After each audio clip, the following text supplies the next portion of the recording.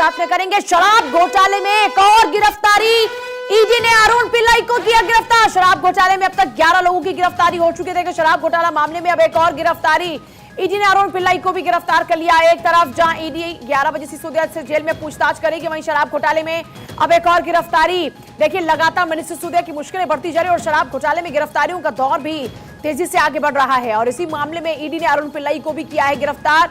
देखिए शराब घोटाले में अब तक कुल 11 गिरफ्तारियां हो चुकी हैं। ये बड़ी जानकारी इस वक्त आपको दे रहे हैं। देखिए शराब घोटाला मामले में शराब नीति को लेकर दिल्ली की अरविंद सरकार लगातार जहां सवालों के घेरे में है, मनीष सिसोदिया सलाखों के पीछे जा चुके हैं। वहीं दूसरी तरफ इस पूरे मामले में गिरफ्तारियों का दौर है कि रुकने का नाम नहीं ले रहा। शराब घोटाले में अब तक 11 गिरफ्तारियां कुल हो चुकी हैं, इनमें से एक तो सरकारी गवाह भी बन चुका है। शराब घोटाला मामले में अब ईडी ने अरुण पिल्लाई को गिरफ्तार किया है।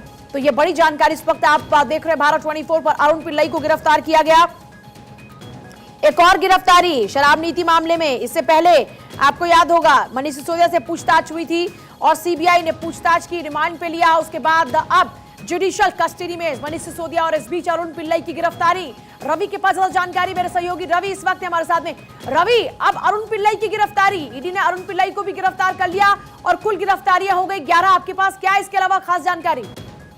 देखिए इसमें बड़ी बात यह है पूजा, मैं आपको बता दूं कि ये सिर्फ महज एक अरुण रामचंद्र पिल्लाई की गिरफ्तारी नहीं है जो आज दिल्ली से हुई है, बल्कि अब मनीष सिसोदिया की मुश्किलें और बढ़ने वाली है। क्योंकि अब जो सूत्र बता रहे हैं कि ईडी जो है वो अगले 1-2 दिनों में जो है इसी मामले में पूछताछ के लिए मनीष सिसोदिया के पास यानी कि तिहाड़ जेल पहुंच सकती है, जहां बैरिक नंबर 1 में सिसोदिया कल पहुंचे हैं और उनको 20 तारीख आने वाली 20 मार्च तक जो है न्यायिक हिरासत में भेजा गया है। एक सिंपल तरीके से कहें तो कल जिस तरह से भारत 24 ने अपनी खबर को पुख्ता किया था कि अब आने वाले जो दिन है वो ईडी जब इस केस में इन्वॉल्व होगी और जो गिरफ्तारियां हैं, पूछताछ है, उसका सिलसिला बढ़ने वाला है। यानी कि कुल मिलाकर बात कहें तो दिल्ली के पूर्व उप मुख्यमंत्री की मुश्किलें जो हैं वो कम होने का नाम नहीं ले रही, वो आने वाले दिनों में और बढ़ने वाली है। जी, और ये भी कहा जा सकता है कि फिलहाल जो मनीष सिसोदिया के खिलाफ सबूत हैं उन्हें भी और पुख्ता किया जा रहा है और अरुण पिल्लाई की गिरफ्तारी, उससे पूछताछ का भी यही साफ तौर पर मकसद समझ में आता है।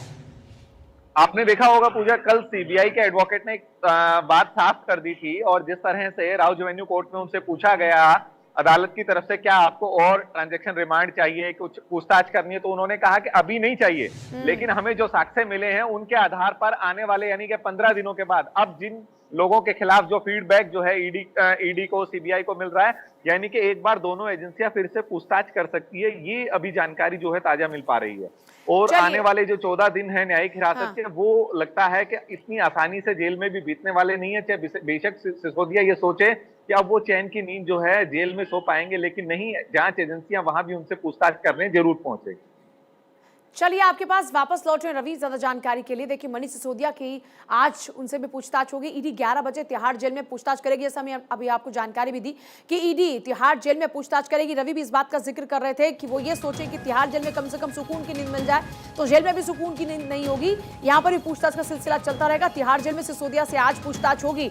ईडी 11 बजे रवि पूछताछ करेगी मनीष सिसोदिया से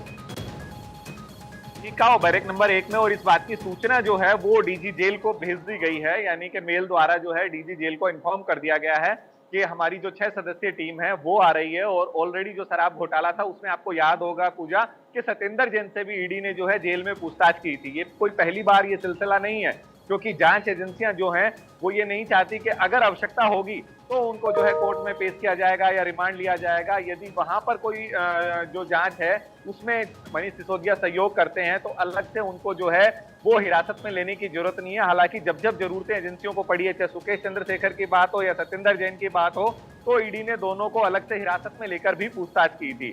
वो आज की नजाकत बताएगी कि किस तरह से जांच में सहयोग जो है पूर्व डिप्टी सीएम कर पाते हैं या फिर दोबारा से उनको अदालत में ईडी पेश करके अलग से रिमांड मांगती है।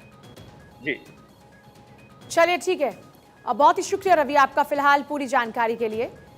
देखिए ईडी 11